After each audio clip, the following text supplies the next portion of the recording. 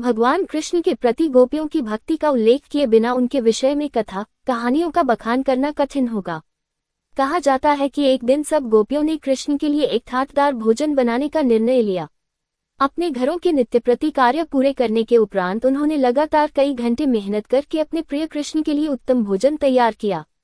घंटों की मेहनत के बाद उन्होंने बनाए गए भोजन को सुशोभित बर्तनों में परोसा और कृष्ण के पिता नंद राय के घर चलकर गईं।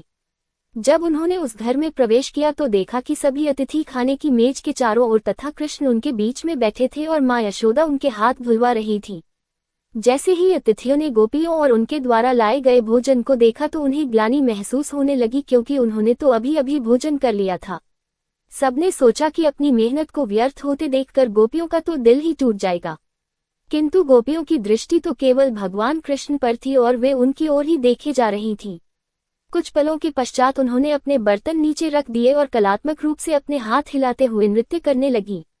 नंद राय, माँ यशोदा और अन्य सभी अतिथिगण ये देखकर चकित हो गए कि इतनी मेहनत से अपने बनाए हुए भोजन को व्यर्थ होते देखकर भी वो इतनी मस्त कैसे हो सकती थी।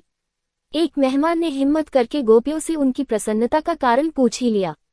गोपियों ने अपने उल्लासपूर्ण नृत्य को रोका और हंसते हुए कहा कि वे तो ये सोच रही थी कि इतनी मेहनत से बनाए भोजन को ग्रहण करने के उपरांत कृष्ण के चेहरे पर जो तृप्ति का भाव आएगा वह कितना दिव्य होगा। जब हम यहाँ पहुंचे तो हमारी आंखों ने कृष्ण के चेहरे को देखा और हमें उनके चेहरे पर तृप्ति का वही भाव दिखाई दिया। इस बात का तो कोई महत्व ही नहीं कि उन्होंने किसके हाथ का बना भोजन खाया, क्योंकि उनका तो जीवन ही कृष्ण की तृप्ति के लिए है और उनके तृप्त चेहरे को देखना मात्र ही उनके जीवन की सबसे बड़ी खुशी थी। ऐसी अद्भुत कहानियां ही हैं जिनसे हम समझ सकते हैं कि वे देवता कितने तेजस्वी होंगे जो अपने भक्तों में भक्ति की ऐसी गहरी भावना भर दे, और कितनी महान वो गोपियां थीं जो अपने इष्ट के प्रति इतनी निष्ठा रखने में समर्थ थीं।